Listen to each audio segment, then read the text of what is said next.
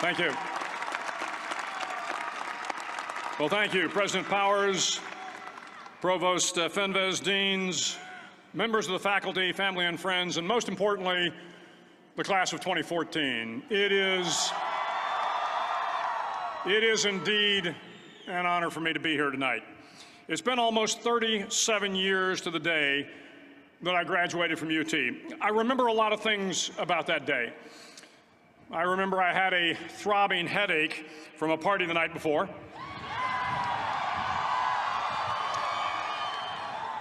I remember I had a serious girlfriend, who I later married. That's important to remember, by the way. And I remember I was getting commissioned in the Navy that day. But of all the things I remember, I don't have a clue who the commencement speaker was, and I certainly don't remember anything they said. So acknowledging that fact, if I can't make this commencement speech memorable, I will at least try to make it short. So the university's slogan is, "What starts here changes the world." Well, I've got to admit, I kind of like it. What starts here changes the world. Tonight, there are almost 8,000 students, or there are more than 8,000 students, graduated from UT. So that great paragon of analytical rigor, Ask.com, says that the average American will meet 10,000 people in their lifetime. 10,000 people, that's a lot of folks. But if every one of you changed the lives of just 10 people, and each one of those people changed the lives of another 10 people, and another 10, then in 5 generations, 125 years, the class of 2014 will have changed the lives of 800 million people. 800 million people. Think about it. Over twice the population of the United States. Go one more generation, and you can change the entire population of the world, 8 billion people. If you think it's hard to change the lives of 10 people, change their lives forever, you're wrong. I saw it happen every day in Iraq and Afghanistan. A young Army officer makes a decision to go left instead of right down a road in Baghdad, and the 10 soldiers with him are saved from a close-in ambush. In Kandahar province, Afghanistan, a non-commissioned officer from the female engagement team senses that something isn't right and directs the infantry platoon away from a 500-pound IED, saving the lives of a dozen soldiers.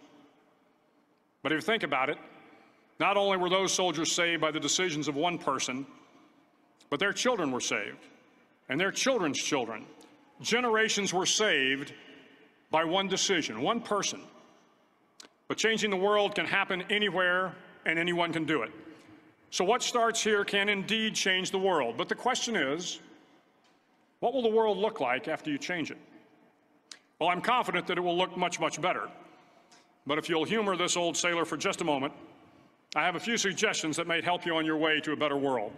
And while these lessons were learned during my time in the military, I can assure you that it matters not whether you ever served a day in uniform. It matters not your gender, your ethnic or religious background, your orientation, or your social status. Our struggles in this world are similar, and the lessons to overcome those struggles and to move forward, changing ourselves and changing the world around us, will apply equally to all. I've been a Navy SEAL for 36 years, but it all began when I left UT for basic SEAL training in Coronado, California.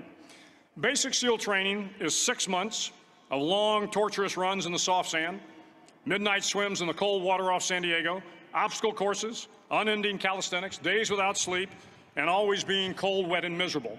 It is 6 months of being constantly harassed by professionally trained warriors who seek to find the weak of mind and body and eliminate them from ever becoming a Navy SEAL. But the training also seeks to find those students who can lead in an environment of constant stress, chaos, failure, and hardships. To me, basic SEAL training was a lifetime of challenges crammed into 6 months. So here are the 10 lessons I learned from basic SEAL training that hopefully will be of value to you as you move forward in life. Every morning in SEAL training, my instructors, who at the time were all Vietnam veterans, would show up in my barracks room, and the first thing they'd do was inspect my bed. If you did it right, the corners would be square, the covers would be pulled tight, the pillow centered just under the headboard, and the extra blanket folded neatly at the foot of the rack. It was a simple task, mundane at best, but every morning we were required to make our bed to perfection. It seemed a little ridiculous at the time, particularly in light of the fact that we were aspiring to be real warriors, tough, battle-hardened SEALs.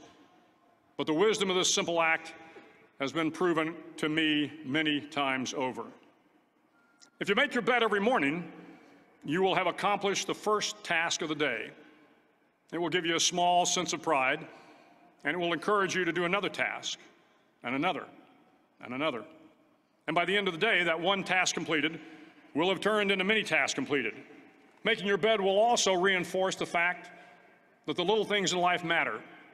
If you can't do the little things right, you'll never be able to do the big things right. And if by chance you have a miserable day, you will come home to a bed that is made, that you made. And a made bed gives you encouragement that tomorrow will be better. So if you want to change the world, start off by making your bed. During SEAL training, the students are all broken down into boat crews. Each crew is 7 students, 3 on each side of a small rubber boat, and 1 coxswain to help guide the dinghy. Every day, your boat crew forms up on the beach and is instructed to get through the surf zone and paddle several miles down the coast. In the winter, the surf off San Diego can get to be 8 to 10 feet high, and it is exceedingly difficult to paddle through the plunging surf unless everyone digs in. Every paddle must be synchronized to the stroke count of the coxswain. Everyone must exert equal effort, or the boat will turn against the wave and be unceremoniously dumped back on the beach. For the boat to make it to its destination, everyone must paddle. You can't change the world alone. You will need some help. And to truly get from your starting point to your destination takes friends, colleagues, the goodwill of strangers, and a strong coxswain to guide you. If you want to change the world, find someone to help you paddle. Over a few weeks of difficult training, my SEAL class, which started with 150 men, was down to just 42. There were now 6 boat crews of 7 men each. I was in the boat with the tall guys, but the best boat crew we had was made up of the little guys, the Munchkin crew, we called them. No one was over 5'5". The Munchkin boat crew had 1 American Indian, 1 African American, 1 Polish American, 1 Greek American, 1 Italian American, and 2 tough kids from the Midwest. They out-paddled, outran, and outswam all the other boat crews. The big men in the other boat crews would always make good-natured fun of the tiny little flippers the Munchkins put on their tiny little feet prior to every swim. But somehow these little guys from every corner of the nation and the world always had the last laugh, swimming faster than everyone and reaching the shore long before the rest of us. SEAL training was a great equalizer. Nothing mattered but your will to succeed, not your color, not your ethnic background, not your education, not your social status. If you want to change the world, measure a person by the size of their heart, not by the size of their flippers. Several times a week, the instructors would line up the class and do a uniform inspection. It was exceptionally thorough. Your hat had to be perfectly starched, your uniform immaculately pressed, your belt buckle shiny and void of any smudges. But it seemed that no matter how much effort you put into starching your hat or pressing your uniform or polishing your belt buckle, it just wasn't good enough. The instructors would find something wrong. For failing the uniform inspection, the student had to run, fully clothed, into the surf zone, then wet from head to toe, roll around on the beach until every part of your body was covered with sand. The effect was known as a sugar cookie. You stayed in the uniform the rest of the day, cold, wet, and sandy. There were many a student who just couldn't accept the fact that all their efforts were in vain, that no matter how hard they tried to get the uniform right, it went unappreciated.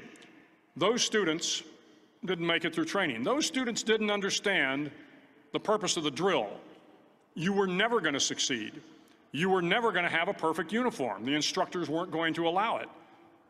Sometimes, no matter how well you prepare or how well you perform, you still end up as a sugar cookie. It's just the way life is sometimes. If you want to change the world, get over being a sugar cookie and keep moving forward. Every day during training, you were challenged with multiple physical events: long runs, long swims, obstacle courses, hours of calisthenics, something designed to test your mettle. Every event had standards, times you had to meet. If you failed to meet those times, those standards, your name was posted on a list, and at the end of the day, those on the list were invited to a circus. A circus was 2 hours of additional calisthenics, designed to wear you down, to break your spirit, to force you to quit. No one wanted a circus. A circus meant that for that day, you didn't measure up. A circus meant more fatigue, and more fatigue meant that the following day would be more difficult, and more circuses were likely. But at some time during SEAL training, everyone made the circus list. But an interesting thing happened to those who were constantly on the list.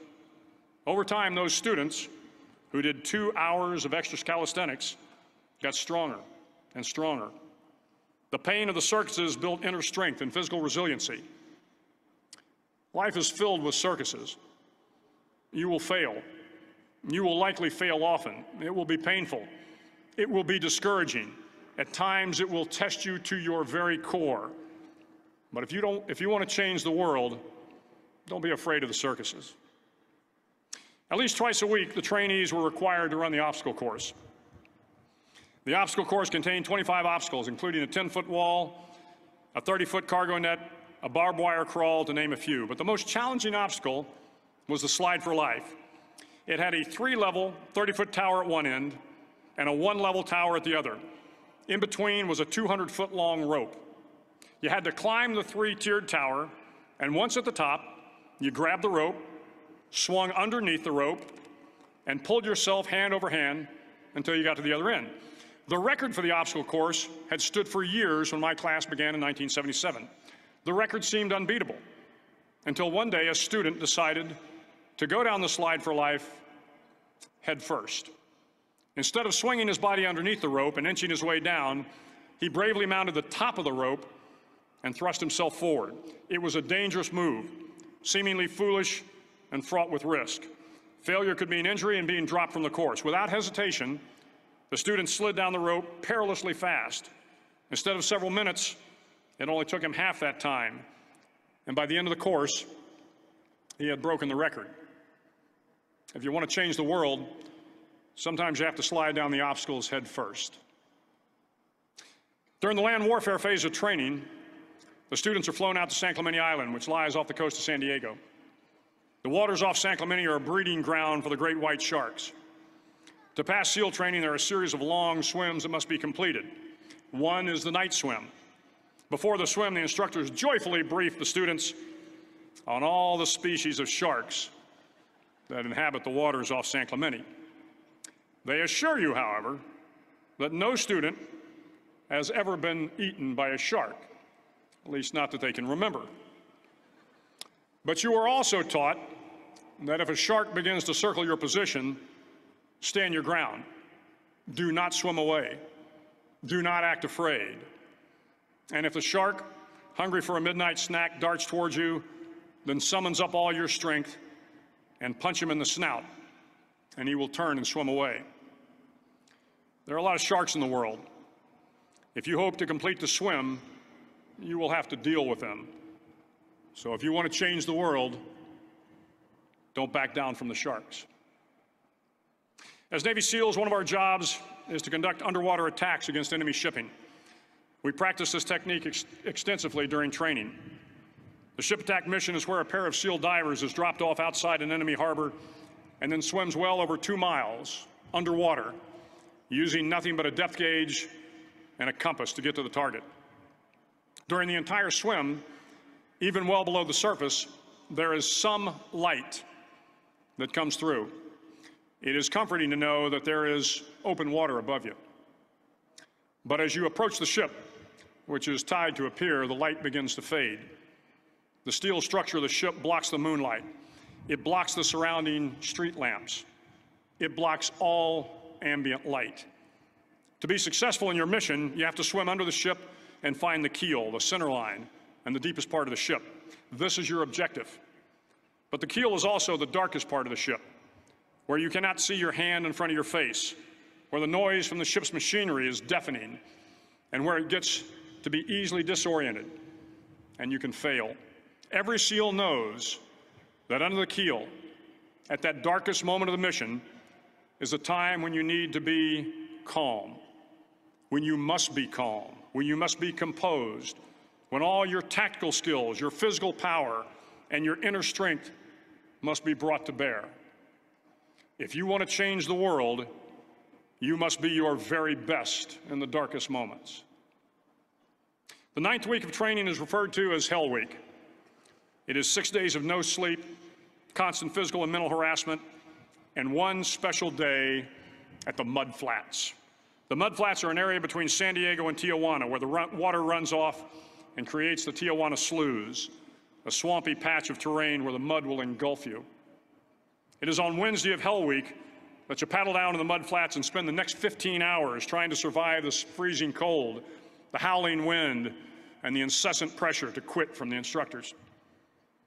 As the sun began to set that Wednesday evening, my training class, having committed some egregious infraction of the rules, was ordered into the mud. The mud consumed each man till there was nothing visible but our heads. The instructors told us we could leave the mud if only 5 men would quit. Only 5 men, just 5 men, and we could get out of the oppressive cold. Looking around the mud flat, it was apparent that some students were about to give up. It was still over 8 hours till the sun came up. 8 more hours of bone-chilling cold. The chattering teeth and the shivering moans of the trainees were so loud, it was hard to hear anything. And then one voice began to echo through the night. One voice raised in song. The song was terribly out of tune, but sung with great enthusiasm. One voice became 2, and 2 became 3, and before long, everyone in the class was singing. The instructors threatened us with more time in the mud if we kept up the singing, but the singing persisted.